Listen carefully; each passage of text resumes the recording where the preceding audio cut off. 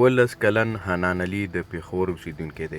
د هغه په وینا هغه د پېښور لومړنی هلک دی چې د خلکو په لاسونو نکریزې ډیزاین کوي.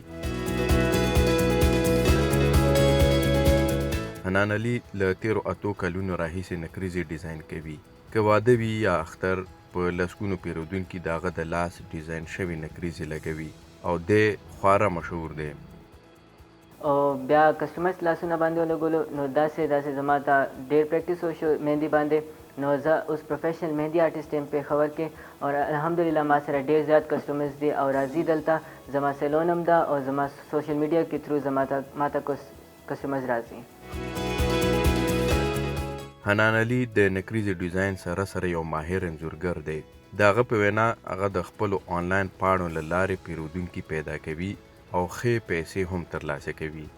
زما ډیزاین سټارټ کم نه کم 500 نه کېږي او زما ډېر مشکل ډیزاین ما لګولو هغه 24,000 باندې لګولو چې هغې کې دا 2 لاسونه هم وي او دا خپې مهندي وي. پلوشه د پېښور اوسېدونکې ده. دوی لومړی د حنان د نکریزې ډیزاینونه آنلاین ولیدل. د هغې په وینا دا هنر ډېر ځانګړی دی او غوښتل یې چې د حنان د نکریزې ډیزاینونه په خپلو لاسونو چاپ کړي او نن یې دا موقع ترلاسه کړه. At first ما ته داسې لږ ډفرنټ شانتې لګېدو چې اټس ا لیټل کیډ اینډ اټس ا بوای چې څوک مطلب مهندي لګوي. خو زما همیشه نه دا مطلب خواهش و چې زه به دې نه مطلب مهندي به لګوم.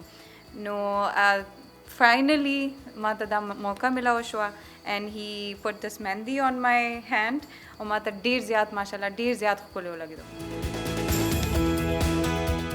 حنان علي هغه څه کوي چې په پښتنه ټولنه کې له نجونو سره تړاو لري. د هغه په وینا په لومړیو کې له ډېرو نیوکو سره مخ شو خو د نکریزو ډیزاین سره مینه لري او د یو هنر په توګه یې پر مخ بوځي.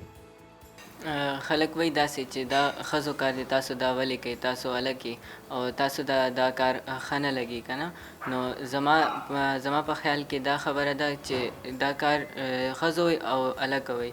نو کار دی چې څنګه تاسو کولی شئ، هغه ستاسو ټیلنټ دی، هغه کار کیږي. حنان علي وایي زموږ په ټولنه کې که ښځه د هلکانو کار وکړي هڅول کیږي، خو که نارینه د زنانو کار وکړي نو پرې نیوکې کیږي. وایي دا یو هنر دی او نه یوازې دا چې مینه ورسره لري بلکې دی غواړي چې په راتلونکي کې د یو مسلک په توګه پر مخ بوځي. شاهین افریدی، امریکا غږ، پېښور.